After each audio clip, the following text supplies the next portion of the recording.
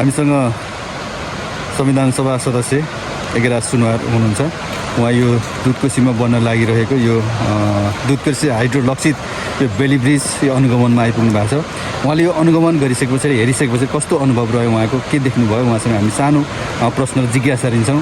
राजकुमारजी, यो वास्तवमा आजको यो पुल बन्ने कुरा त एउटा खुसीकै कुरा हो।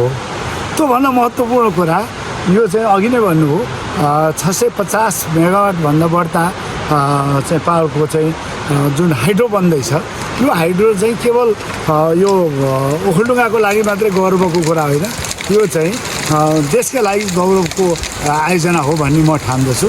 सीमित लागतमा जे होस् सस्तै लागतमा निर्माण हुने जलाशययुक्त आयोजनामध्ये दुधकोशी जलाशययुक्त आयोजना पनि हो भन्ने कुरामा देश नै विश्वस्त छ।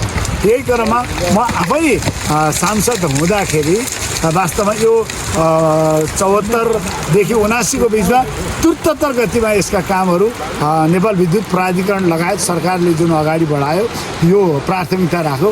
त्यसैको परिणामस्वरूप अहिले यो पूर्वाधार निर्माण, हाइड्रो निर्माणका लागि पूर्वाधार निर्माणका कामहरू अन्तर्गत यता जयरामघाट यहाँ रमुवासम्मको सडक निर्माण र यो पुल निर्माण, यो आपसी सम्बन्ध राख्ने भएकोले यो जुन निर्माण हुन लागेको छ, अब यही असारसम्ममै यहाँ चाहिँ यो ब्रिज निर्माण भइसक्ने कुरा जुन गर्नुभएको छ, यो हाम्रो लागि खुसीको कुरा हो।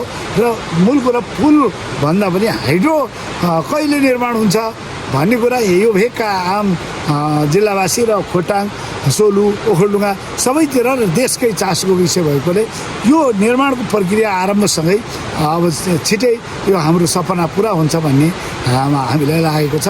आफै जनप्रतिनिधि सांसद रहँदाखेरि धेरै प्रयत्न भएको आयोजना आज मैदानमै आएर अब शुभारम्भको चाहिँ एकदम सुनिश्चित लक्षणहरू देखा पर्दा म लगायत सबै यो भेगका जिल्लावासीहरू खुसी हुनुहुन्छ भन्ने म ठान्दछु।